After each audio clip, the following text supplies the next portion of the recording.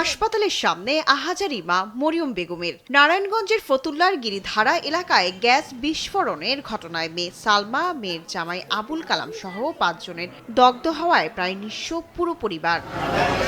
ঘরের ভিতরে থাকা লাইনের গ্যাস জমে সকাল 7:30টার দিকে হঠাৎ বিস্ফোরণ ঘটে। এতে পুড়ে যায় পরিবারের সবাই। ঘরে বসি এসে মেয়ে আমার কইছে, আপনার মেয়ের জামাই নাতি এরা পুরিয়া সব ছাপা হয়ে গেছে।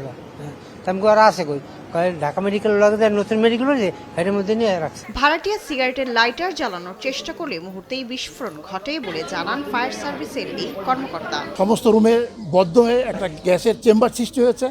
চেম্বার সৃষ্টি হওয়ার কারণে যে নিস্তারায় যে ছিল উনি সিগারেট ধরাতে যাওয়ার ফলেই হঠাৎ করে এই দুর্ঘটনাটা ঘটছে। দুপুরে হাসপাতালে তাদের খোঁজ নিতে আসেন স্বাস্থ্যমন্ত্রী সর্দার মোহাম্মদ সাখাওয়াত হোসেন। বলেন, একই পরিবারের 5 জন দগ্ধ হওয়ার ঘটনা খুবই মর্মান্তিক। সর্বোচ্চ চিকিৎসার ব্যবস্থা করা হচ্ছে। প্রয়োজনে সব ধরনের আর্থিক সহায়তা দেওয়ার প্রতিশ্রুতি দেন তিনি। আর্থিক ব্যবস্থা করা হবে, আমাদের চেষ্টার কোনো ত্রুটি থাকবে না। তবে এটা অনেক দুঃখজনক ঘটনা। আমরা এইমাত্র এখানে আলাপ করেছি।